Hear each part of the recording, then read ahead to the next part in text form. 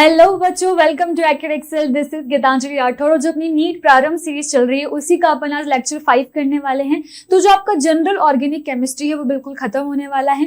बच्चों अपन IUPAC कर चुके हैं, जनरल ऑर्गेनिक केमिस्ट्री कर चुके हैं। तो जो भी बच्चे हैं जिन्होंने अभी तक ऑर्गेनिक को शुरू भी नहीं किया है, छुआ तक भी नहीं है, तो आप बच्चों शुरू से शुरुआत कर सकते हैं। और मैंने सारे चैप्टर को बहुत बेसिक से पढ़ाने की कोशिश करी कि जो बच्चा लाइक फॉर एग्जाम्पल अगर 10th में था और उसने ज्यादा अच्छे से नहीं पढ़ी 11th की, या 12th में है जिसने 11th इतनी अच्छे से नहीं पढ़ी, तो वो सब बच्चे क्या कर सके, अच्छे से समझ सके। तो बहुत बेसिक से स्टार्ट करा है और बहुत अच्छे लेवल पे अपन गए।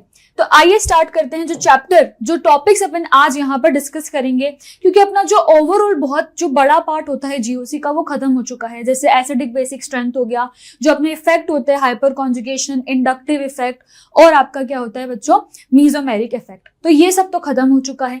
अब जो पार्ट आते हैं वो स्टेबिलिटी भी अपना पूरा खत्म हो चुका है। तो अब जो सिंपल पार्ट है लाइक इलेक्ट्रोमेरिक इफेक्ट और इंडक्टोमेरिक, तो इतना इंपॉर्टेंट भी नहीं है, तो फिर भी थोड़ा बहुत आ जाएगा। फिर heat of hydrogenation, solubility, boiling point, bond length, bond order, resonance energy और कुछ क्वेश्चन प्रैक्टिस। तो अपन जो अपन ने कल पढ़ा था एक बार उन चीजों को बता देती हूँ, उसके बाद नेक्स्ट चीजें स्टार्ट करेंगे, ठीक है। तो जो कल बच्चों अपन ने पढ़ा था वो पढ़ा था एसिडिक स्ट्रेंथ को,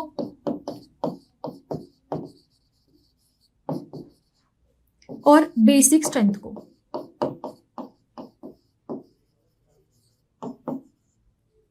और इसमें भी जो अपन ने यहाँ पर हाईलाइट करा था वो था जो अपन को यहाँ पर निकालना होता है। जैसे एसिडिक स्ट्रेंथ निकालनी है तो अपन क्या करेंगे, एसिडिक स्ट्रेंथ के लिए ये डायरेक्टली प्रोपोर्शनल होता है stability of conjugate base. Conjugate base के डायरेक्टली प्रोपोर्शनल होता है। फिर डायरेक्टली प्रोपोर्शनल होता है क्योंकि कॉन्जुगेट बेस कैसा होता है, एनायन होता है, तो इलेक्ट्रॉन विड्रॉइंग ग्रुप के डायरेक्टली प्रोपोर्शनल होता है। फिर Ka होता है और फिर pKa होता है, ठीक है। तो ये ओवरऑल अपन एसिडिक स्ट्रेंथ में अपन ने वहां पर देखा था। फिर अगर अपन बात करें यहाँ पर बेसिक स्ट्रेंथ की, तो बेसिक स्ट्रेंथ में जो अपन देखते हैं वो क्या होता है, ये स्टेबिलिटी ऑफ कॉन्जुगेट एसिड पर डिपेंड करता है, जो कि कैसा होता है, कैटायन होता है। कैटायन होता है तो कैटायन को कैसा ग्रुप चाहिए, इलेक्ट्रॉन डोनेटिंग ग्रुप चाहिए, और इसी के साथ में वो क्या होगा, Kb पे, और इनवर्सली प्रोपोर्शनल होगा pKb के, ठीक है। तो ये सारी चीजें अपन ने पढ़ ली थी। कैसे क्या चीज निकलती है ये भी मैंने समझा दिया था। क्यों pKa के इनवर्सली प्रोपोर्शनल होता है ये भी अपन ने लेक्चर में कर लिया था। तो इतनी बात अपनी हो चुकी थी। एसिडिक और बेसिक स्ट्रेंथ अपन ने बहुत सारे क्वेश्चन करे थे और बहुत इंपॉर्टेंट क्वेश्चन भी उसमें से कुछ आए थे। तो आइए स्टार्ट करते हैं अपना नेक्स्ट इफेक्ट, जो कि है इलेक्ट्रोमेरिक इफेक्ट, जो कि बहुत ही इजी है। कुछ यहाँ पर it is a temporary effect the organic compound having multiple bond, जिसमें डबल बॉन्ड और ट्रिपल बॉन्ड है। क्योंकि ये किसकी वजह से होता है, मैंने आपको दो चीजें बताई थी। मैंने क्या बताया था, जैसे ही जब मैं इलेक्ट्रॉनिक इफेक्ट को पढ़ा रही थी तो मैंने वहां पर आपको बताया था, इलेक्ट्रॉनिक इफेक्ट को जब मैं पढ़ा रही थी तो मैंने बताया था जो टेम्पररी इफेक्ट होते हैं, परमानेंट तो अपन ने डिस्कस कर लिए, जो आपके इंडक्टिव है, हाइपर कॉन्जुगेशन है और रेजोनेंस है। जो टेम्पररी इफेक्ट होते हैं उनके बारे में मैंने बताया था कि ये दो तरीके के होते हैं, जिसमें से एक था इंडक्टोमेरिक इफेक्ट, और दूसरा है आपका इलेक्ट्रोमेरिक इफेक्ट।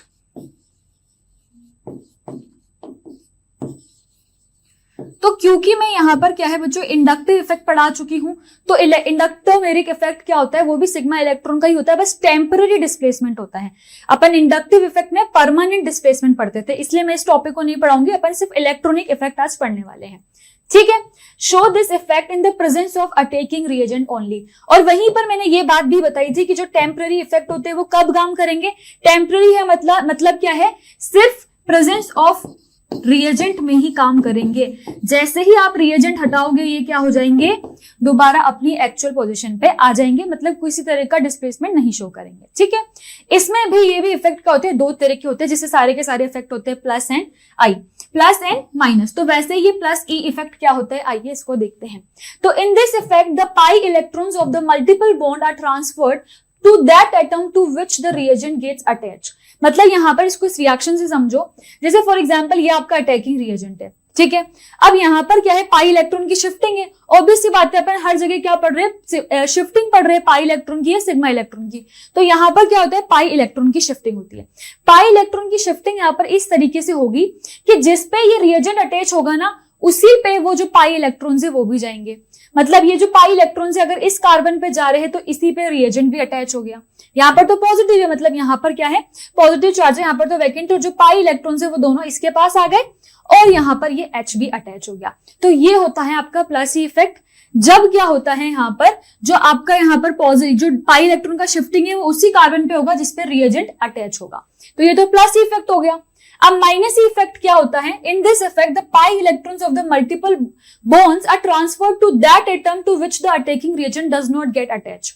मतलब मान लो ये आपका अटैकिंग रिएजेंट है, अब भी यहाँ पर वापस वही चीज है, पाई इलेक्ट्रॉन्स है। अब पाई इलेक्ट्रॉन्स कहां जाएंगे, जिसपे यहाँ पर क्या होगा, ये अटैकिंग रिएजेंट अटैच नहीं हो रहा है। जैसे फॉर एग्जांपल अगर ये इधर अटैच हो रहा है तो फिर जो आपकी पाई इलेक्ट्रॉन डेंसिटी है वो कहां पर शिफ्ट हो गई, दूसरे वाले कार्बन पे। और यही उसका उल्टा क्या था, प्लस ई इफेक्ट था, और यही आपका माइनस ई इफेक्ट है। चलो एक बार क्या करते हैं, इसको अच्छे से समझते हैं तो आपको समझ में आएगा। जैसे प्लस ई इफेक्ट है, ठीक है, और यहां पर माइनस ई इफेक्ट है, ठीक है बच्चों। प्लस ई इफेक्ट में क्या होता है, प्लस इफेक्ट में क्या होगा, जैसे आपका डबल बॉन्ड है, ठीक है, और डबल बॉन्ड पे आपने क्या करा है, यहाँ पर कोई अटैकिंग रिएजेंट H+ डाला है, ये आपका अटैकिंग रिएजेंट है। अब यहाँ पर पाई इलेक्ट्रॉन का ही डिस्प्लेसमेंट है। इलेक्ट्रोमेरिक इफेक्ट क्या है, डिस्प्लेसमेंट है पाई इलेक्ट्रॉन का। पर पाई इलेक्ट्रॉन दो कार्बन है यहाँ पर, तो किस पे जाएगा, इस पे जाएगा या इस पे जाएगा, 1 पोजीशन पे जाएगा या 2 पोजीशन पे जाएगा। तो जिस पे भी ये H अटैच होगा उसी पोजीशन पे वहां पर पाई इलेक्ट्रॉन डेंसिटी भी जाएगी। जैसे फॉर एग्जांपल अगर मैं इस पे H को अटैच कर रही हूं तो यहीं पर भी, यहीं पर मेरी जो पाई इलेक्ट्रॉन डेंसिटी है वो भी यहीं पर है, और यहाँ पर क्या हो गया, सिंगल बॉन्ड आ गया और इस पे पॉजिटिव आ गया, क्योंकि पाई इलेक्ट्रॉन डेंसिटी कौन से कार्बन पे है, सेकेंड वाले कार्बन पे। और इसी का जो उल्टा है वो आपका क्या है, माइनस ई इफेक्ट है। इसमें क्या है, वही डबल बॉन्ड है और आपने एक अटैकिंग रिएजेंट ले लिया जो कि है साइनाइड, ठीक है, ये यहां पर आपका अटैकिंग रिएजेंट है।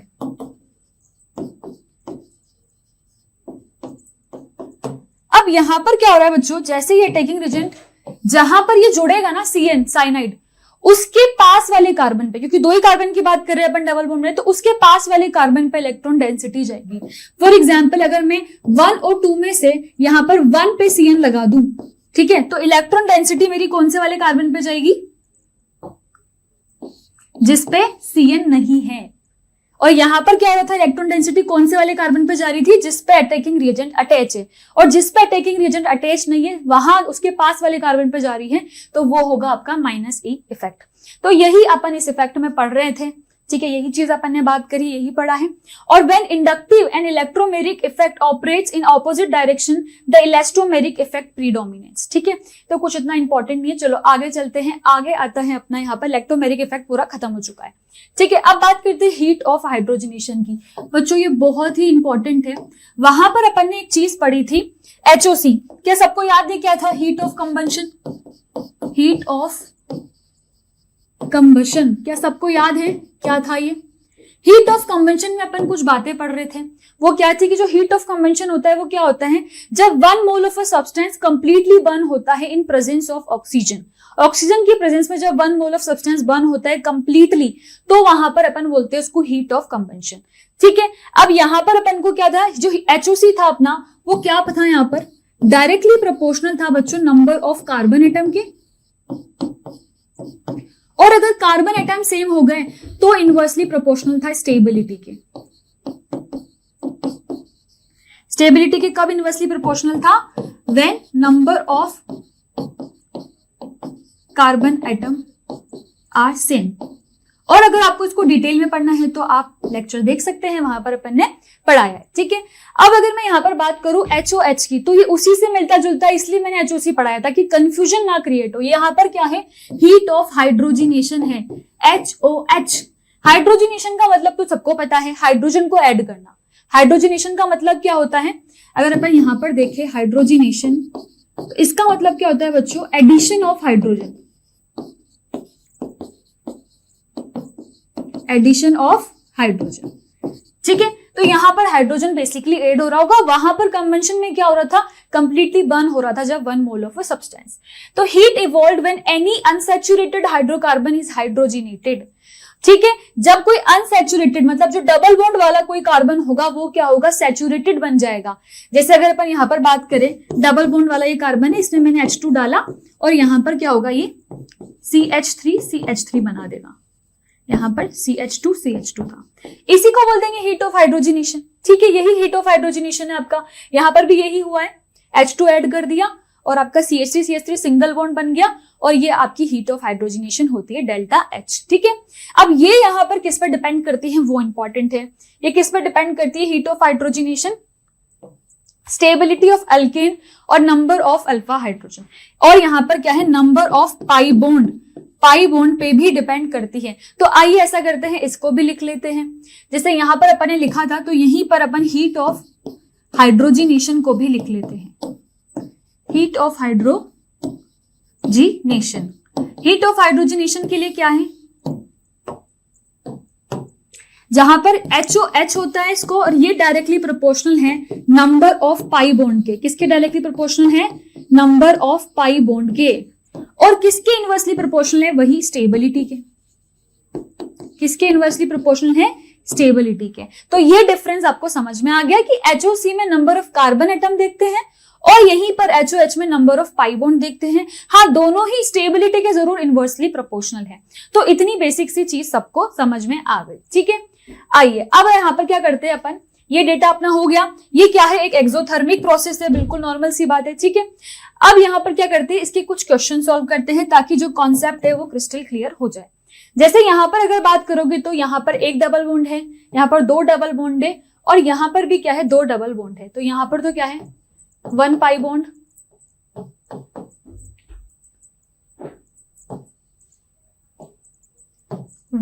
बॉन्ड, यहां पर देखोगे तो यहां पर 2 पाई बॉन्ड। और इस केस को आप ऐसा करो, ये वाला केस ले लो इसकी जगह, जिसमें 3 पाई बॉन्ड है।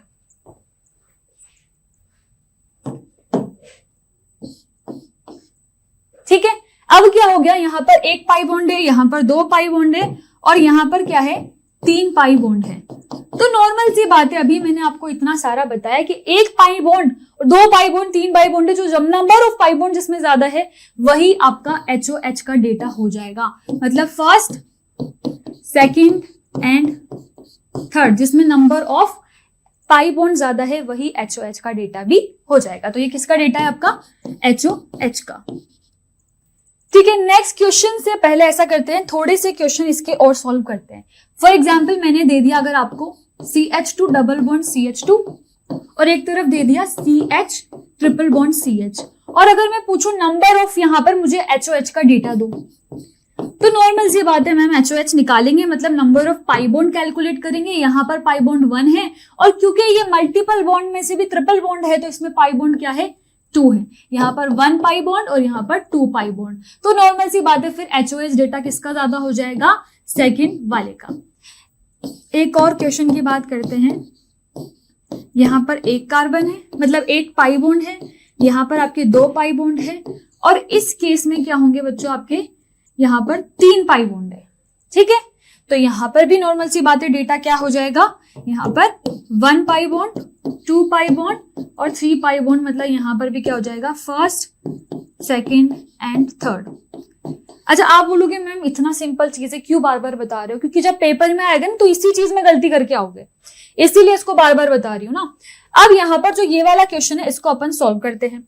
इस क्वेश्चन में आप यहाँ पर देखो तो यहाँ पर तो आपका 1 पाई बॉन्ड है। ठीक है, यहाँ पर क्या है, 2 पाई बॉन्ड है, यहाँ पर क्या है, यहाँ पर भी 2 पाई बॉन्ड है, इधर देखोगे यहाँ पर भी 2 पाई बॉन्ड है और यहाँ पर भी 2 पाई बॉन्ड है। मतलब मैम अगर पाई बॉन्ड की रिस्पेक्ट में बात करें तो ये वाले सारे ज्यादा स्टेबल है इस एक से। ठीक है, ये तो समझ में आ गया। अब यहाँ पर जब पाई बॉन्ड का कॉन्सेप्ट सेम हो गया इन तीनों चारों केसों में, तो क्या लगाएंगे, स्टेबिलिटी का ऑर्डर। अब स्टेबिलिटी देखोगे तो स्टेबिलिटी में यहाँ पर देखो, यहाँ पर तो कोई रेजोनेंस हो ही नहीं रहा है। अगर यहाँ पर आप कैलकुलेट करोगे तो यहाँ पर क्या है, कोई रेजोनेंस नहीं हो रहा है क्योंकि 2 सिंगल बॉन्ड आ चुके हैं। तो यहाँ पर तो कैसा केस है जिसमें रेजोनेंस नहीं है। और अगर मैं इस केस की बात करूं, इस केस की भी करूं, इस केस की भी करूं, तो इन तीनों केस में क्या है, रेजोनेंस है। तो मतलब अगर मैं यहां से डेटा देखूं तो ये वाला भी क्या हो गया, यहां से अगर इनके रिस्पेक्ट में देखें तो स्टेबिलिटी इसकी क्या होगी, अगर रेजोनेंस इसमें है तो ये क्या होगा, ज्यादा HOH होगा मगर स्टेबिलिटी कम होगी, सॉरी उल्टा बोल दिया मैंने, क्या होगा यहां पर, स्टेबिलिटी कम होगी और HOH क्या होगा इसका, ज्यादा होगा। सही बोल रहा है। और इस केस में क्या है, रेजोनेंस हो रहा है, रेजोनेंस क्या करता है, स्टेबलाइज करता है किसी सिस्टम को, तो फिर इनकी स्टेबिलिटी कम होगी। ये चीज ध्यान रखना, ऐसे नहीं कि रेजोनेंस देखते ही पता चले क्या कर दिया, स्टेबिलिटी के लिए लगाया है, ये तो स्टेबल है तो HOH भी ज्यादा होगा। HOH आपका इनवर्सली प्रोपोर्शनल है स्टेबिलिटी के, इस बात का ध्यान रखना है। अब अगर यहां पर देखोगे तो यहां पर क्या करोगे, यहां पर भी रेजोनेंस है, यहां पर भी रेजोनेंस है, यहां पर भी रेजोनेंस है, तो रेजोनेंस के बाद कौन सा इफेक्ट लगाते हो, हाइपर कॉन्जुगेशन। तो आइए हाइपर कॉन्जुगेशन की बात करते हैं। तो यहां पर हाइपर कॉन्जुगेशन अगर कैलकुलेट करोगे तो अगर इस एल्कीन की बात करें तो यहां पर कितना होगा, अगर कार्बन की बात करें तो यही है, तो मतलब इसके पास कितने हैं, 2 अल्फा H हो गए। ठीक है, अगर यहां पर बात करेंगे तो 3 बॉन्ड ऑलरेडी है तो 1 अल्फा H यहां से हो गया, तो मतलब अपन बोल सकते हैं टोटल इसके 3 अल्फा H हो गए। अब इसमें अल्फा H काउंट करेंगे, तो अगर दोनों में अल्फा H काउंट करेंगे तो यहां पर देखोगे, यहां पर एक 3 कार्बन है तो इसका 3 अल्फा H हो गया। ठीक है, इस वाले एल्कीन पे क्या है, एक अल्काइल ग्रुप है। अगर इन दोनों पोजीशन की बात करूं तो यहाँ की भी 2 अल्फा H, CH2 होगा क्योंकि, और यहाँ की भी 2 अल्फा H, तो टोटल कितने हो गए, 7 अल्फा H। ऐसा ही फिर दूसरे में भी करेंगे तो यहाँ पर भी एक CH3 है तो इसके 3 अल्फा H हो गए, और बाकी के आपको 2 यहाँ पर CH2 कार्बन दिख रहे हैं, मतलब 2 और 2 यहाँ के अल्फा H, तो टोटल यहाँ पर भी 7 अल्फा H हो गए। अब क्या करें, अब तो मैम रेजोनेंस भी सेम है, यहां तक भी चलो आंसर समझ में आ गया कि ये वाला जो सिस्टम है इसमें क्या है, 2 ही अल्फा H है, तो ये वाला लीस्ट स्टेबल है। इन तीनों के रिस्पेक्ट में ये वाला लीस्ट स्टेबल है। अब बात करते हैं इस और इस सिस्टम की। ठीक है, अगर इन दोनों में बात करें तो इन दोनों में क्या होगा, अल्फा H भी सेम हो गए और रेजोनेंस भी सेम हो गया। तो अब यहां पर एक आप नई चीज लगाओगे और वो है जो मैंने सिखाई थी, क्रॉस कॉन्जुगेशन और एक्सटेंडेड कॉन्जुगेशन। यहां पर देखो कॉन्जुगेशन कैसा हो रहा है, एक्सटेंडेड, यहां पर कॉन्जुगेशन कैसा हो रहा है, एक्सटेंडेड। और यहां पर देखो यहां कॉन्जुगेशन कैसा है, क्रॉस कॉन्जुगेशन। देखो किस तरह का कॉन्जुगेशन है, क्रॉस कॉन्जुगेशन। तो फिर एक्सटेंडेड और क्रॉस में से कौन सा ज्यादा स्टेबल होता है, एक्सटेंडेड वाला मोर स्टेबल होता है। तो अगर यहां से अपन इसका रेशो लिखे, जो कि बहुत इंपॉर्टेंट है बच्चों, याद रखना, इसका यहां पर मैं क्या कर रही हूं, फर्स्ट सेकंड थर्ड यहां पर बताने वाली हूं कौन यहां पर HOH में ज्यादा होगा।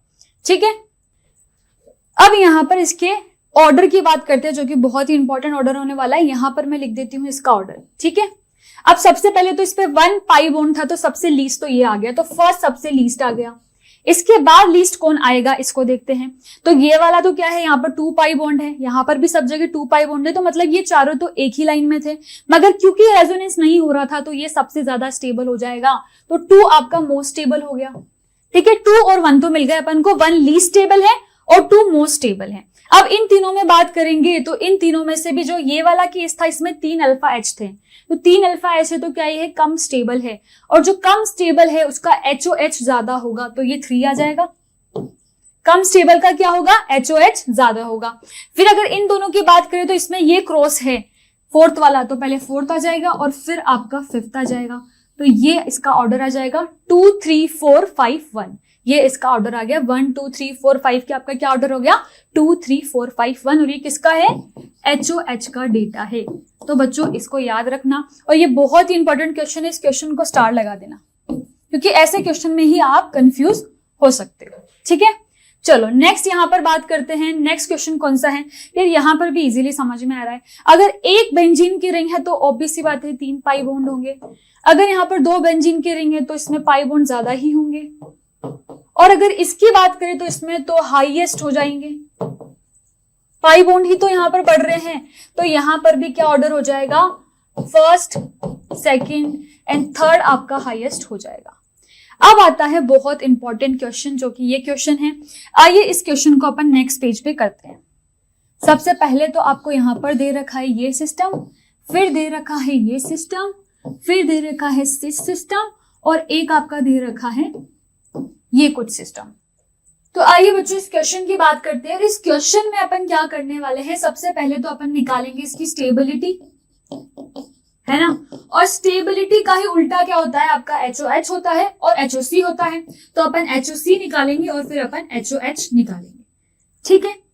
चलो आइए यहाँ पर देखते हैं किस तरीके से ये क्वेश्चन होगा। तो सबसे पहले तो यहाँ पर अपन क्या करते हैं, क्योंकि पाई बॉन्ड तो तीनों में सेम है, सो ये चारों में सेम है, तो आप क्या निकाल दोगे, अल्फा H निकालोगे।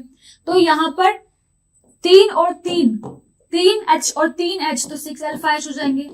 सेम यहाँ पर भी क्या हो जाएगा, 6 अल्फा H हो जाएगा। यहाँ पर भी 6 अल्फा H और यहाँ पर ओनली कितना होगा, 2 अल्फा H। तो मतलब स्टेबिलिटी में तो ये वाला जो आपका केस है ये क्या हो जाएगा, लीस्ट स्टेबल। अब स्टेबिलिटी की बात खत्म होती है। चलो अब बात करते हैं यहाँ पर किसकी, यहाँ पर 3 सिस्टम है जिनके 6 अल्फा H है। तो अब इनको कैसे यहाँ पर अपन करेंगे, तो ये सिस्टम है आपका ट्रांस और ये सिस्टम है आपका सिस। आपको पता है सिस में क्या होता है, जो अल्काइल ग्रुप होते हैं दोनों सेम साइड होते हैं और सेम साइड क्या करते हैं, स्टीरिक हिंड्रेंस लगाते हैं, जिसकी वजह से ट्रांस सिस्टम ज्यादा स्टेबल होता है। तो अगर सिस और ट्रांस में से बात करें तो ट्रांस सबसे ज्यादा स्टेबल है। मगर अगर जब अपन ट्रांस और यहाँ पर क्या है आइसोब्यूटीन की बात करेंगे तो कौन ज्यादा स्टेबल होगा, तो यहाँ पर देखते हैं जो आइसोब्यूटीन होता है ना बच्चों, उसमें जो डिस्पर्जन है ना, वो देखो यहाँ पर ये क्या है, दोनों CH3 सेम साइड है, तो ये क्या कर रहे हैं, डिस्पर्जन एक ही डायरेक्शन में कर रहे हैं। यहाँ पर देखोगे तो डायरेक्शन क्या हो जाएगा, इस तरफ और फिर इसका इस तरफ, तो डायरेक्शन यहाँ पर क्या हो जाएगा, इस तरीके से होगा। और यहाँ पर अगर बात करोगे तो यहाँ भी सेम साइड है, मगर ये तो लीस्ट स्टेबल हो गया। इन दोनों की टर्म्स में बात करें तो ये वाला एक ही डायरेक्शन में जा रहा है डिस्पर्जन, तो ये वाला केस जो होता है आपका आइसोब्यूटीन, ये क्या हो जाता है, सबसे ज्यादा मोस्ट स्टेबल हो जाता है। तो इतनी बात समझ में आ गई। और यहां से अपन लिख सकते हैं ma'am stability order. Stability order क्या हो जाएगा, सबसे पहले तो 1 आ जाएगा आपका, ठीक है, फिर आपका 2 आ जाएगा क्योंकि ट्रांस है, फिर 3 और फिर 4। ये तो हो गया आपका स्टेबिलिटी ऑर्डर। इसका जस्ट उल्टा क्या हो जाएगा, HOC 4 3 2 1, क्योंकि अपन ने HOC में क्या पढ़ा था, HOC यहाँ पर क्या होता है, इनवर्सली प्रोपोर्शनल होता है स्टेबिलिटी के।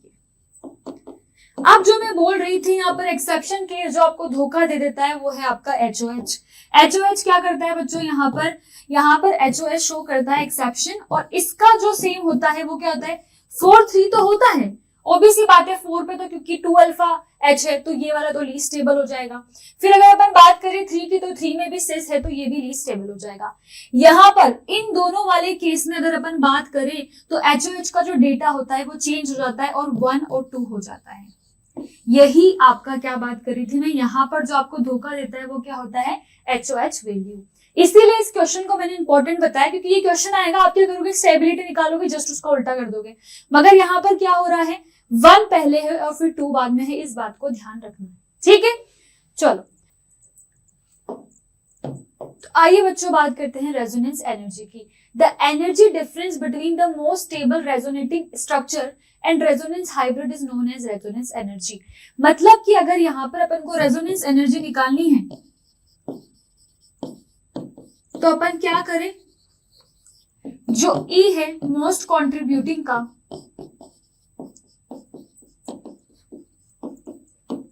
उसको माइनस कर दे जो E है हाइब्रिड का, तो अपने पास अपनी क्या आ जाएगी, रेजोनेंस एनर्जी मिल जाएगी। क्योंकि रेजोनेंस एनर्जी क्या है, एनर्जी डिफरेंस है मोस्ट स्टेबल रेजोनेटिंग स्ट्रक्चर का और रेजोनेंस हाइब्रिड का। It is experimental value which is calculated by heat of hydrogenation. किससे कैलकुलेट होगी ये, HOH की वैल्यू से। और एक और चीज है बच्चों, जो ये वैल्यू होती है ना आपकी रेजोनेंस एनर्जी की, इसको सिर्फ आप एस्टिमेट कर सकते हो, कैलकुलेट नहीं कर सकते प्रॉपरली। HOH के बेसिस पे करते हो तो सिर्फ एस्टिमेट ही कर पाते हो।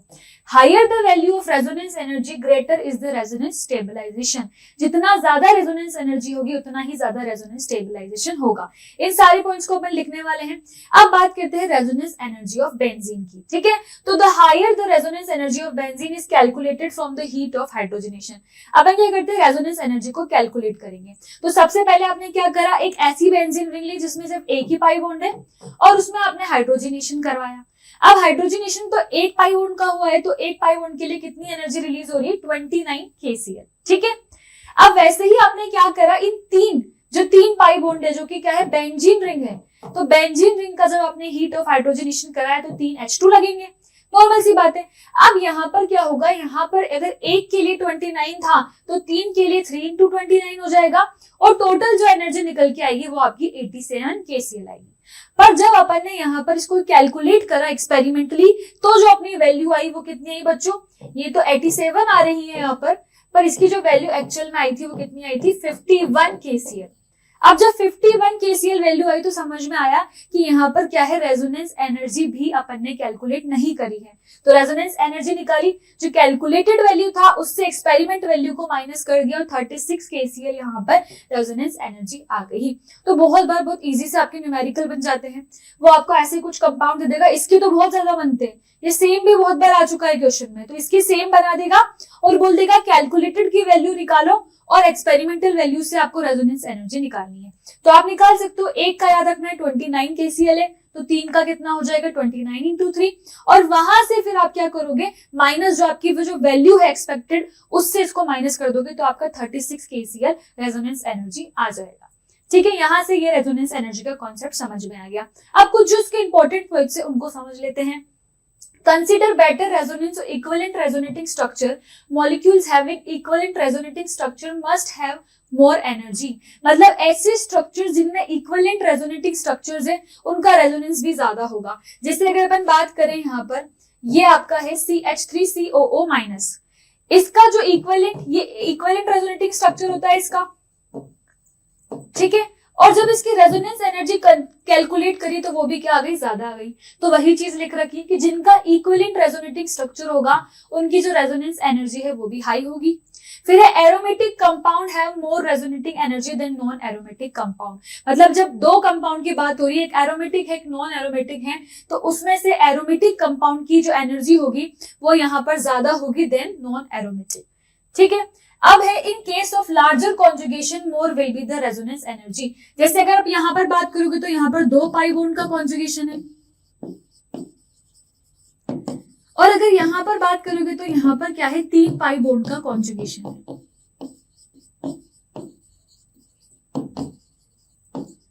तो क्या होगा, जिसमें ज्यादा कॉन्जुगेशन है उसकी ज्यादा रेजोनेंस एनर्जी हो जाएगी।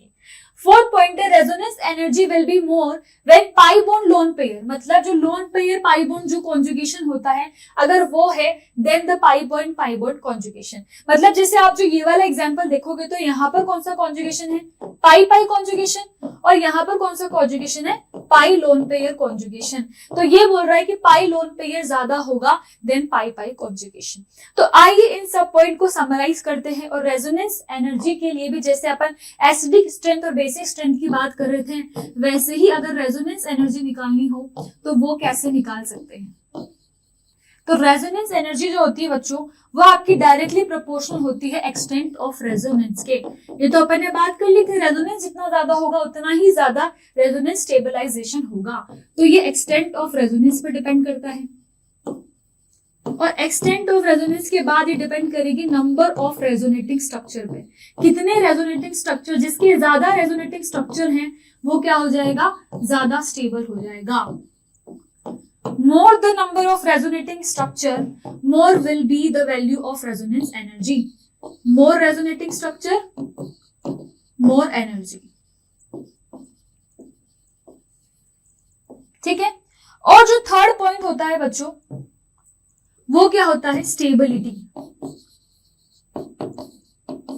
और यहाँ पर आप जो और भी इफेक्ट होता है हाइपर कॉन्जुगेशन और नॉर्मल स्टेबिलिटी वाले इफेक्ट वो सब लगाते हो। ठीक है, तो ये 3 पॉइंट्स अपन को याद रखने हैं कि एक तो एक्सटेंट देखेंगे, रेजोनेटिंग स्ट्रक्चर को कैलकुलेट करेंगे और फिर उनकी स्टेबिलिटी को देखेंगे। तो आइए कुछ क्वेश्चंस को सॉल्व कर लेते हैं। हाँ, तो ये रहे अपने क्वेश्चंस। अब इस क्वेश्चन में अगर आप देखो यहाँ पर, तो यहाँ पर क्या दे रखा है आपको, पॉजिटिव चार्ज दे रखा है और पाई बॉन्ड है, और यहाँ पर देखोगे तो पॉजिटिव चार्ज है और 2 पाई बॉन्ड है। तो जितना ज्यादा कॉन्जुगेशन उतना ही ज्यादा क्या हो जाएगी, रेजोनेंस एनर्जी की वैल्यू। तो ये क्या हो जाएगा, फर्स्ट से सेकंड ज्यादा हो जाएगा क्योंकि यहाँ पर कॉन्जुगेशन ज्यादा है, कॉन्जुगेशन मोर है। अब अपन ने बात करी थी जो एरोमेटिक होता है वो ज्यादा स्टेबल होता है नॉन एरोमेटिक से।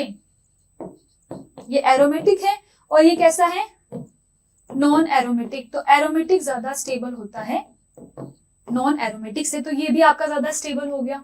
ठीक है, अब यहाँ पर कुछ क्वेश्चंस मैं ऐड करवाती हूँ, तो आइए कुछ स्पेशल क्वेश्चंस को सॉल्व करते हैं। जैसे आपका सबसे पहला हो जाएगा यहाँ पर ये क्वेश्चन, और ये जिन जिन को याद है, जो जो लेक्चर को अच्छे से फॉलो कर रहा है ना, उनको तो बहुत अच्छे से याद होगा, क्योंकि मैंने बार बार इस चीज को पढ़ाया था। ये जो होता है ये होता है आपका एक्सटेंडेड कॉन्जुगेशन। क्या बोलते हैं इसे? Extended conjugation. अच्छा, एक्सटेंडेड का मतलब क्या है? देखो पाई बॉन्ड क्या है, एक ही डायरेक्शन में जा रहे हैं, सिर्फ एक डायरेक्शन में जा रहे हैं। और क्रॉस कॉन्जुगेशन में क्या होगा? ये है आपका क्रॉस कॉन्जुगेशन। क्रॉस कॉन्जुगेशन में क्या है? देखो एक इधर जाएगा, एक इधर जाएगा, एक कोई आपको इधर से खींच रहा है, एक को इधर से खींच रहा है, तो क्या होगा? बीच में हो जाएगा और आप कम स्टेबल होंगे। और यही चीज होती है कि एक्सटेंडेड सिस्टम ज्यादा स्टेबल होता है, तो उसकी जो रेजोनेंस एनर्जी होती है वो भी ज्यादा हो जाएगी, क्योंकि स्टेबिलिटी की रेजोनेंस एनर्जी डायरेक्टली प्रोपोर्शनल है। अब नेक्स्ट क्वेश्चन की बात करते हैं। मान लो नेक्स्ट में आपने क्या करा, एक बेंजीन रिंग ली, एनिलीन ले ली, और दूसरी तरफ भी एक एनिलीन है। ठीक है, इस एनिलीन में यहां पर एक बार NO2 है, और इस एनिलीन में यहां पर एक बार NO2 है। अब ये तो बात मुझे इतना लेक्चर पढ़ाने के बाद बताने की जरूरत नहीं होगी कि NO2 क्या होता है, आपका -M इफेक्ट लगाता है। पर मैंने क्या बताया था, जो आपका मीजोमेरिक इफेक्ट होता है वो मेटा पोजीशंस पे नहीं लगता, तो मेटा पे क्या होता है? 0 होता है। तो ये क्या लगा पाएगा? सिर्फ -I ही लगा पाएगा। तो दोनों में से कौन ज्यादा स्ट्रॉन्गर इफेक्ट है? मीजोमेरिक और इंडक्टिव इफेक्ट में से स्ट्रॉन्गर कौन सा हो जाएगा? मीजोमेरिक। तो वहीं से इसकी वैल्यू भी क्या आ जाएगी? फर्स्ट से सेकंड। स्टेबिलिटी का रेशो निकाल रहे हैं। ठीक है, यहीं पर अगर मैं एक और क्वेश्चन कराऊं आपको, जैसे फॉर एग्जांपल डबल बॉन्ड है और यहाँ पर आपने फ्लोरीन लगा रखा है, और डबल बॉन्ड है और यहाँ पर आपने क्लोरीन लगा रखा है, तो अब यहाँ पर बात करोगे तो जो फ्लोरीन होता है वो कैसा होता है? 2p होता है। कार्बन कैसा होता है? 2p होता है। तो यहाँ पर अगर बॉन्डिंग की बात करें तो क्या हो रही है? 2p 2p में हो रहा है। और अगर यहाँ बात करें तो कार्बन तो 2p में है, पर क्लोरीन क्या होता है? थर्ड पीरियड का होता है। तो कैसी ओवरलैपिंग है? 2p 3p। तो 2p 3p और 2p 2p में से कौन सी ओवरलैपिंग ज्यादा अच्छी होती है? सबको पता है, केमिकल बॉन्डिंग आपने पढ़ लिया होगा, 2p 2p ओवरलैपिंग ज्यादा अच्छी होती है, रेजोनेंस एनर्जी भी इसकी ही ज्यादा हो जाएगी। ठीक है, अब यहाँ पर बात करते हैं नेक्स्ट क्वेश्चन की, जिसमें मैंने क्या करा, आपको एक सिंपल क्या करा, बेंजीन की रिंग दे दी। फिर मैंने क्या करा, आपको 2 बेंजीन की रिंग दे दी। फिर मैंने आगे एक और बेंजीन लगा दिया, और फिर इससे भी क्या हुआ,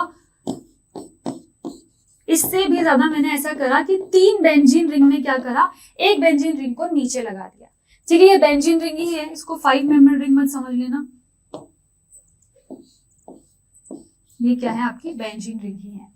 और मैंने बोला अब मुझे रेजोनेंस एनर्जी का डेटा दो। तो रेजोनेंस एनर्जी में क्या करना है, अपन को नंबर ऑफ पाई बॉन्ड को ही कैलकुलेट करना है। तो ये आपका होमवर्क क्वेश्चन हो जाएगा, और मुझे इसका आंसर जरूर बताना, 1 2 3 4 में से कमेंट करके बताना नीचे कि क्या आंसर होगा। ठीक है, तो आइए बच्चों अब बात करते हैं नेक्स्ट टॉपिक की, जो कि है बॉन्ड लेंथ। तो बॉन्ड लेंथ को अपन समझते हैं यहाँ पर। तो सबसे पहले मैं बात करूंगी एक सिंगल बॉन्ड की। ठीक है, एक आपका सिंगल बॉन्ड हो गया और एक आपका डबल बॉन्ड हो गया। ठीक है, इन दोनों के रिस्पेक्ट में बॉन्ड एनर्जी को समझेंगे तो आपका जो कॉन्सेप्ट है वो पूरा क्लियर हो जाएगा। जैसे फॉर एग्जांपल एक सिंगल बॉन्ड है, ठीक है, ये सिंगल बॉन्ड है। अब मैं क्या करना चाहती हूँ, इसको रोटेट करना चाहती हूँ। तो कोई मुझे दिक्कत आ रही है क्या? नहीं, बहुत इजीली रोटेट कर पा रही हूँ। ठीक है, तो अगर सिंगल बॉन्ड के अराउंड रोटेशन की बात करें तो वो बहुत ईजी होती है। सिंगल बॉन्ड क्या है, इजीली रोटेट हो जाता है। मगर मैं जब डबल बॉन्ड की बात करूंगी, मान लो ये 2 डबल बॉन्ड है और दोनों को मुझे रोटेट करवाना है, तो क्या मैं रोटेट करवा सकती हूँ? डबल बॉन्ड है तो मुश्किल आएगी। तो यहां से एक समझ में आया चीज कि यहां पर बॉन्ड रोटेशन नहीं होगी, और यहां बॉन्ड रोटेशन क्या हो सकती है, इजीली हो सकती है, बहुत इजीली। ये बात अपन ने समझ भी ली। तो फिर क्या होगा, अपन ऐसा बोल सकते हैं कि इसका जो bond energy, bond rotational energy barrier है, क्या बोलेंगे, बॉन्ड रोटेशन एनर्जी बैरियर। बोल सकते हैं लो है, क्योंकि आपको इसको रोटेट करवाने के लिए कोई एनर्जी देने की जरूरत नहीं, बहुत इजीली ये रोटेट हो सकता है। पर अगर यहां बात करेंगे तो क्या हो जाएगा, high bond energy, bond rotation energy barrier, ये इसका हाई हो जाएगा। ठीक है, शॉर्ट में मैंने लिख दिया है। ये बात आप ऐसे भी समझ लिए कि सिंगल बॉन्ड को मैं इजीली रोटेट कर पा रही हूँ, डबल बॉन्ड को मैं ऐसे रोटेट नहीं कर पाऊंगी। ठीक है, बहुत सिंपल सी चीज थी। अब अगर अपन बात करें यहाँ पर बॉन्ड लेंथ की, तो एक सिंगल बॉन्ड की लेंथ ज्यादा होगी या फिर डबल बॉन्ड की, तो नॉर्मल सी बात है, जो सिंगल बॉन्ड है वो क्या होता है, ज्यादा उसकी बॉन्ड लेंथ होती है। तो यहाँ पर आप लिख सकते हो मोर बॉन्ड लेंथ, और वैसे ही आप इस केस में लिख सकते हो लेस बॉन्ड लेंथ। अब अगर मैं बोलूं यार कि ऐसा करो कि सिंगल बॉन्ड को तोड़ दो, और फिर मैं बोलूं इस डबल बॉन्ड को तोड़ दो, मान लो दो यहाँ पर स्टूडेंट्स है, एक को मैंने बोला सिंगल बॉन्ड को तोड़ना है और एक को मैंने बोला डबल बॉन्ड को तोड़ना है, तो कौन सा वाला पहले बॉन्ड को तोड़ देगा? ऑब्वियस सी बात है, सिंगल बॉन्ड है, एक ही बॉन्ड, उसको तोड़ना इजी होगा। तो यहां पर क्या होगा, अगर अपन बॉन्ड की स्ट्रेंथ की बात करें, किसकी बात करें बच्चों, बॉन्ड की स्ट्रेंथ की बात करें, तो यहां पर बॉन्ड स्ट्रेंथ लेस होगी। और वही अगर अपन डबल बॉन्ड में बात करेंगे तो बॉन्ड स्ट्रेंथ उसकी कैसी आ जाएगी, मोर बॉन्ड स्ट्रेंथ। तो ये कुछ अपन ने बहुत सिंपल सी बातें पढ़ ली कि सिंगल बॉन्ड के केस में क्या होता है और डबल बॉन्ड के केस में क्या होता है। ठीक है, इतना सबको क्लियर है? ठीक है, तो अब अपन यहां से एक चीज कंक्लूड कर सकते हैं कि जो बॉन्ड लेंथ होती है वो क्या होती है, आपकी इनवर्सली प्रोपोर्शनल होती है बॉन्ड स्ट्रेंथ के।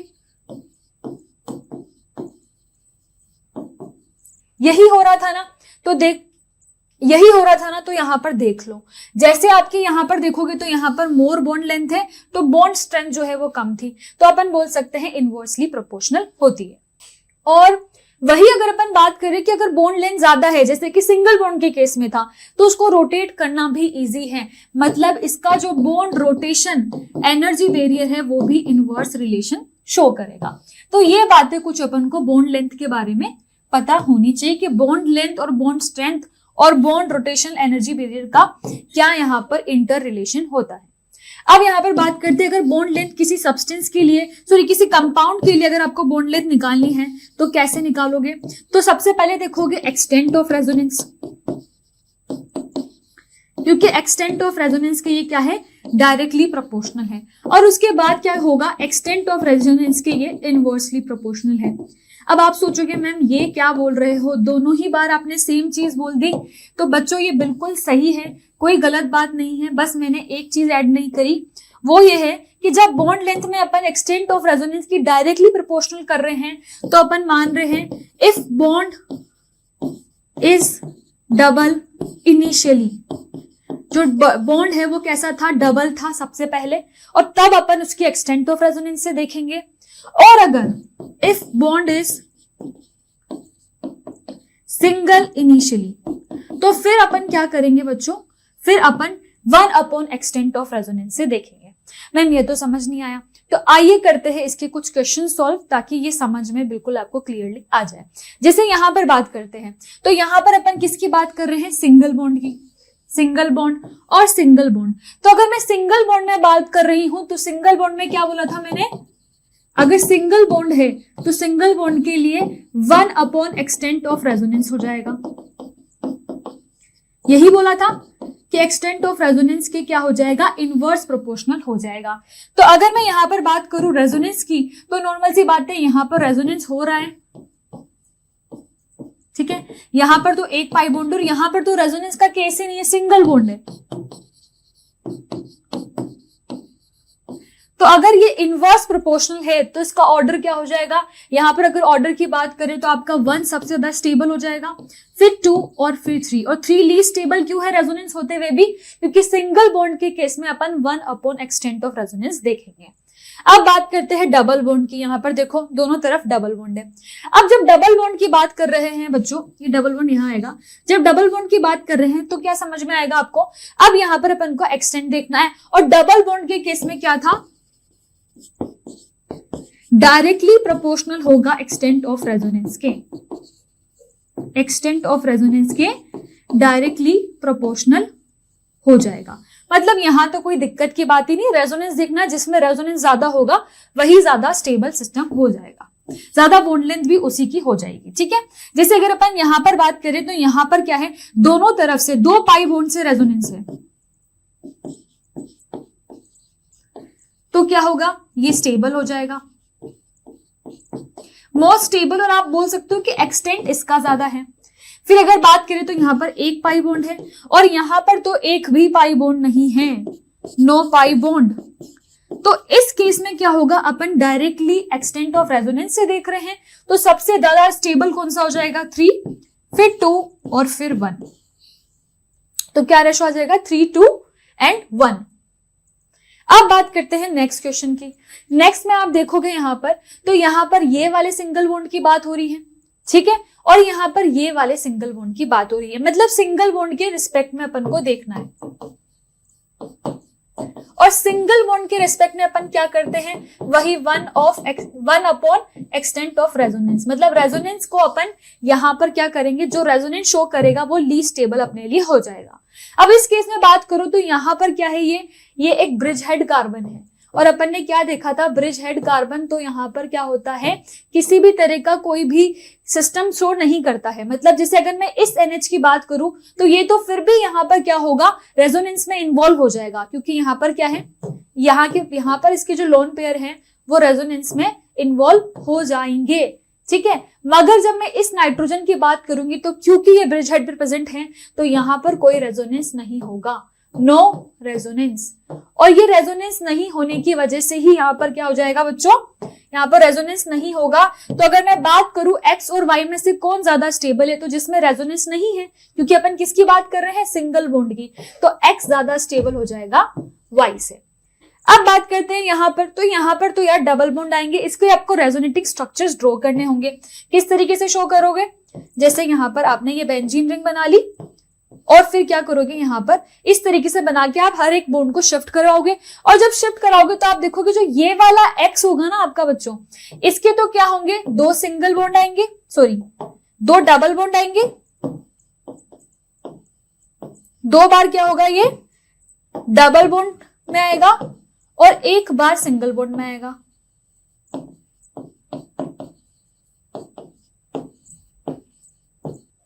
और वैसे ही जब Y वाले की बात करोगे तो Y वाला क्या होगा बच्चों, यहां पर 2 बार सिंगल बॉन्ड में आएगा।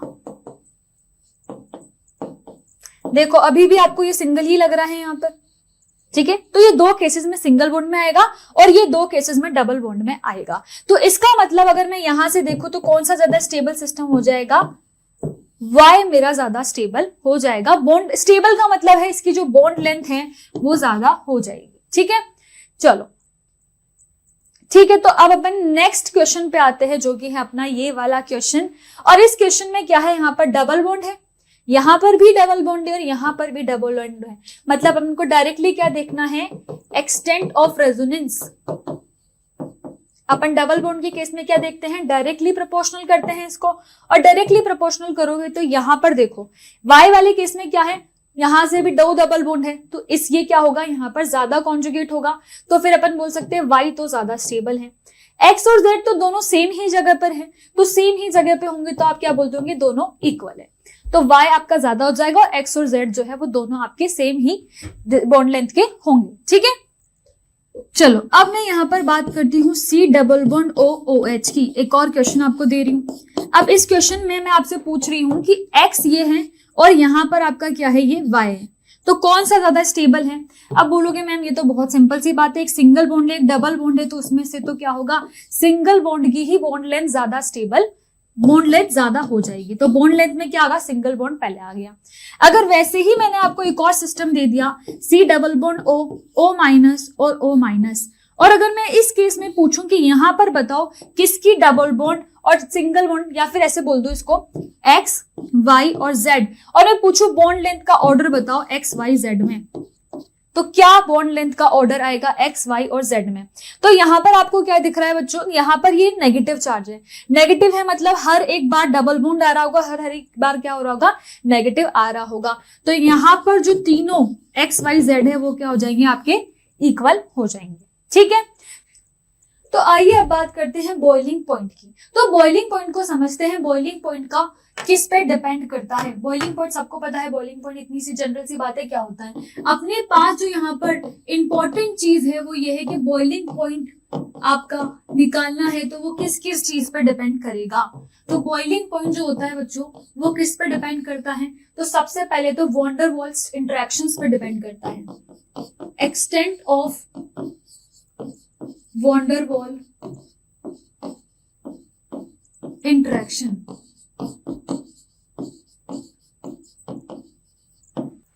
ठीक है। उसके बाद ये डिपेंड करता है एच बॉन्डिंग में, और एच बॉन्डिंग में भी यहाँ पर ही किस पर डिपेंड करता है? टाइप ऑफ एच बॉन्डिंग में, मतलब टाइप कैसा है, इंटर है या इंट्रा है। तो इंटर का ज्यादा एच बॉन्डिंग होता है इंट्रा से, ठीक है। फिर ये यहाँ पर डिपेंड करता है बच्चों, फिर ये यहाँ पर डिपेंड करता है सरफेस एरिया पे। इसके बाद डिपेंड करता है मॉलिक्यूलर वेट पे,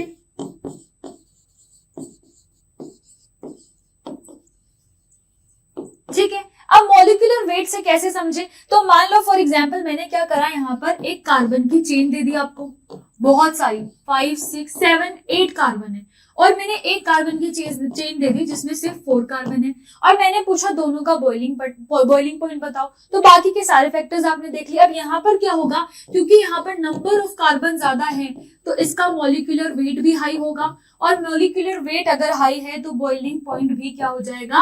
हाई हो जाएगा, ठीक है। तो ये बात समझ में आ गई उस चीज से अपना क्या मतलब था, ठीक है। अब यहाँ पर समझेंगे मॉलिक्यूलर वेट का मतलब आपको समझ में आ गया कि नंबर ऑफ कार्बन ज्यादा है, जिसका मॉलिक्यूलर वेट ज्यादा है उसका बॉइलिंग पॉइंट भी ज्यादा हो जाएगा। अब ये यहाँ पर इनवर्सली प्रोपोर्शनल होता है ब्रांचिंग के। अब ये क्या चीज है मैम? तो आइए इसको भी समझ लेते हैं। तो अब यहाँ पर ब्रांचिंग में आप समझोगे, और ब्रांचिंग में क्या करते हैं, यहाँ पर एक और क्वेश्चन लेते हैं। अब यहाँ पर क्या करा आपने, एक तो क्वेश्चन ले लिया जिसमें सिंपल कार्बन की चेन है, एक क्वेश्चन ऐसा लिया जिसमें यहाँ पर आपने यहाँ ब्रांचिंग लगा दी, और एक क्वेश्चन ऐसा लिया जिसमें यहाँ पर यहाँ ब्रांचिंग लगा दी। अब अगर नंबर ऑफ कार्बन को काउंट करो तो 1 2 3 4 5 कार्बन है।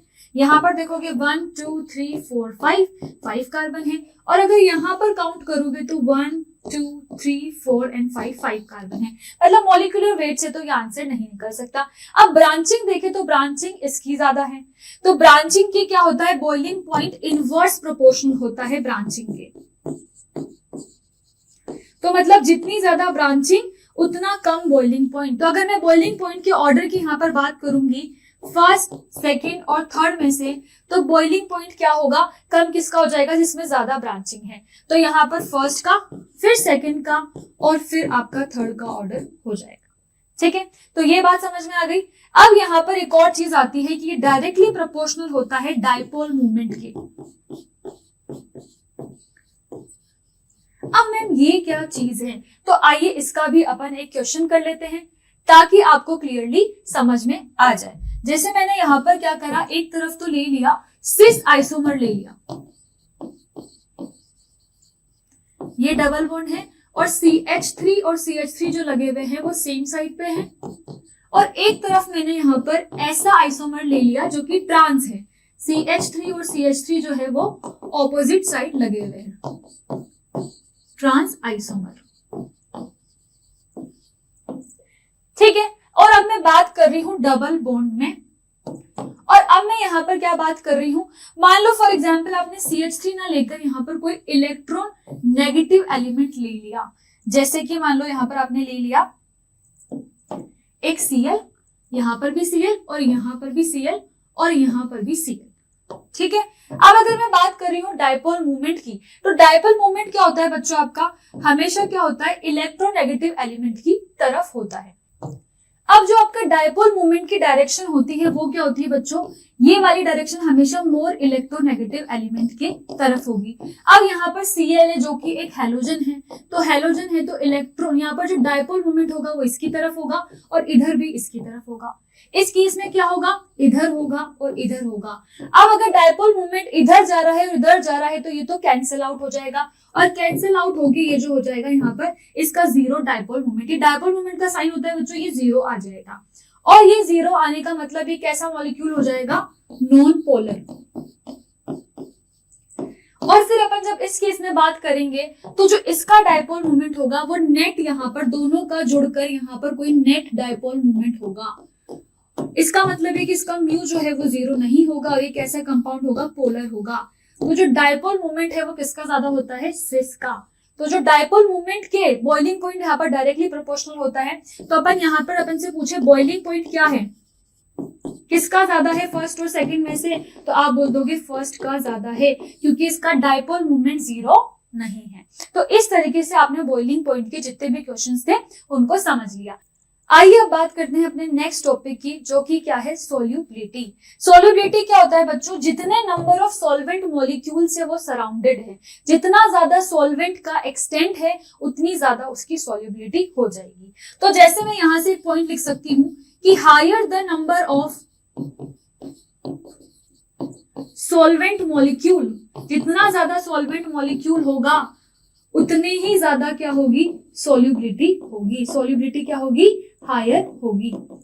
और वैसे ही मैं लिख सकती हूं लोअर द नंबर ऑफ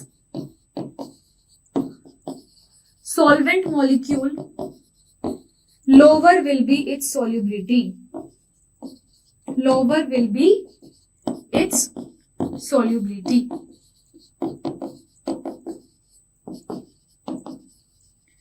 तो यहां से एक चीज तो समझ में आ गई कि जो सोल्यूबिलिटी है वो सिर्फ किस पे डिपेंड कर रही है, सॉल्वेंट मॉलिक्यूल्स पे डिपेंड कर रही है।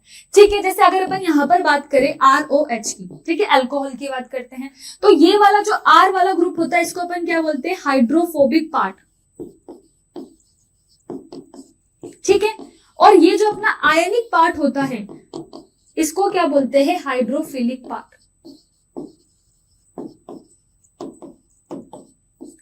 ठीक है, तो अपन ने बेसिक सी चीज समझ ली कि जब भी अपन सॉल्युबिलिटी की बात कर रहे होंगे तो अपन किसकी बात करेंगे, सॉल्वेंट मॉलिक्यूल्स जिससे वो सराउंडेड है। तो अब बात करते हैं पोलर कंपाउंड्स की, जिनका mu not equals to zero होता है। अपन ने अभी निकाल के भी देखा था, ये आपका क्या होता है, डायपोल मूवमेंट होता है। क्या होता है बच्चों, डायपोल मूवमेंट। ठीक है, ये अपन ने निकाल के भी देखा था अभी।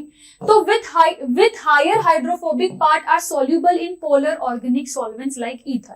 मतलब यहाँ पर क्या है, जो पोलर कंपाउंड्स हैं जिनका म्यू क्या है, नॉट इक्वल्स टू जीरो है, अगर उनका हाइड्रोफोबिक पार्ट जो है वो हायर है, कैसा है, हायर हाइड्रोफोबिक पार्ट है, तो वहां पर क्या होगा बच्चों, उनका जो सोल्यूबिलिटी है are soluble in polar organic solvents. Polar organic solvents कौन से होते हैं, ईथर हो गया, पिरिडीन हो गया, ये सब। ठीक है, और जब अपन बात करेंगे यहाँ पर ऐसे कंपाउंड की जो आयनिक कंपाउंड्स है, are soluble in H2O irrespective of the size of hydrophobic part। जैसे फॉर एग्जांपल मैंने यहाँ पर OH की बात कर ली। ठीक है, OH को मैं बोल रही हूँ यहाँ पर कि ये सोल्यूबल है ईथर में और वाटर में सोल्यूबल नहीं है। मतलब मैं यहाँ पर बोल सकती हूँ ये इनसोल्यूबल है वाटर में। अब मैंने क्या करा यहाँ पर, इसको सोल्यूबल बनाने के लिए मैंने इसकी रिएक्शन करवाई एक्वस NaOH के साथ, और फिर यहाँ पर ये क्या हुआ, आयन में चेंज हो गया, आयनिक बन गया, और आयनिक पार्ट बनते ही यहाँ पर क्या हो जाएगा, ये सोल्यूबल हो जाएगा वाटर में। अब ऐसे ही अगर मैं आपको बात करूं और बोलूं कि यहाँ पर मेरे पास है बेंजोइक एसिड, और बेंजोइक एसिड को मुझे क्या करना है, यहाँ पर ये वाटर में क्या करता है, सोल्यूबल है या नहीं। तो आप बोल दोगे मैम ये सब तो बहुत लीस्ट सॉल्युबल होते हैं, ये हो गया फिनॉल हो गया, आपका एनिलीन हो गया, तो ये बेंजोइक एसिड जो है आपका, आप बोल दोगे कैसा है, इनसॉल्युबल है वाटर में। अब मैंने बोला क्या आप इसकी सोल्यूबिलिटी को चेंज कर सकते हो, क्या यहाँ पर इसको वाटर में सोल्यूबल बना सकते हो। तो अभी अपन ने देखा जो आयनिक पार्ट होता है वो किस में सोल्यूबल होता है, पोलर सॉल्वेंट्स में, जैसे कि H2O में तो सोल्यूबल होगा ही सही। तो आपने क्या करा, इसकी रिएक्शन करवाई NaHCO3 के साथ या फिर NaOH के साथ, और ऐसा करने पे क्या होगा बच्चों, यहाँ पर अपन को पता है COONA फॉर्म हो जाएगा, तो यहाँ पर क्या था बच्चों, एक स्ट्रॉन्ग एसिड से यहाँ पर क्या बन रहा है, एक वीक एसिड बन रहा है। मतलब ये रिएक्शन तो हो रही है, फिजिबल रिएक्शन है, और यहाँ पर ये क्या हो जाएगा, अब वाटर में सॉल्युबल हो जाएगा। तो इसी तरीके से बच्चों अपन सॉल्युबिलिटी को पढ़ते हैं कि सॉल्वेंट मॉलिक्यूल्स के कितने नंबर ऑफ सॉल्वेंट मॉलिक्यूल्स उससे सराउंडेड है। तो मान लो मैं बेंजोइक एसिड की बात करी थी, तो मेरे को अगर उसको वाटर में सॉल्युबल बनाना है तो क्या रिएक्शन करवानी पड़ेगी। अब वैसे ही मैंने आपको यहाँ पर बोला कि एनिलीन का केस दे दिया, और एनिलीन के लिए मैं आपको पूछ रही हूँ कि मुझे इसको सॉल्युबल बनाना है वाटर में, तो मैं यहाँ पर क्या डालूं कि ये वाटर में सॉल्युबल बन जाएगा। तो आपने देखा कि बेंजोइक एसिड के केस में तो आपने NaHCO3 डाला था और NaOH डाला था, तो क्या यहाँ पर भी वही डाल दूं? नहीं, यहाँ पर क्या डालोगे आप बच्चों, यहाँ पर आप डालोगे HCl। क्या डालोगे? HCl। और HCl डालने से यहाँ पर क्या बन जाएगा, NHCl आपका बन जाएगा, ठीक है। और ये बनते ही यहाँ पर क्या होगा, NH2Cl बनते ही यहाँ पर क्या हो जाएगा, ये वाटर में सॉल्युबल हो जाएगा। मतलब कोई भी बहुत बड़ा से बड़ा कंपाउंड हो, अगर आप उसको आयन में चेंज कर दो, उसका आयनिक पार्ट बना दो, तो वो वाटर में सॉल्युबल हो सकता है। यही पॉइंट वहां पर लिखा हुआ था, ठीक है बच्चों। तो यहीं पर अपना चैप्टर खत्म होता है। Thank you so much. तो अपना जो जीओसी का पूरा पार्ट है वो कंप्लीट हो चुका है। पूरे 5 लेक्चर में अपन ने पूरा जीओसी कवर कर लिया है। तो आप अगर नीट की प्रिपेयर कर रहे हो तो ये चैप्टर बहुत ही इंपॉर्टेंट है। किसी भी चैप्टर को पढ़ने से पहले इसको पढ़ना बहुत जरूरी है। तो इस चैप्टर को अच्छे से पढ़ना। Thank you so much.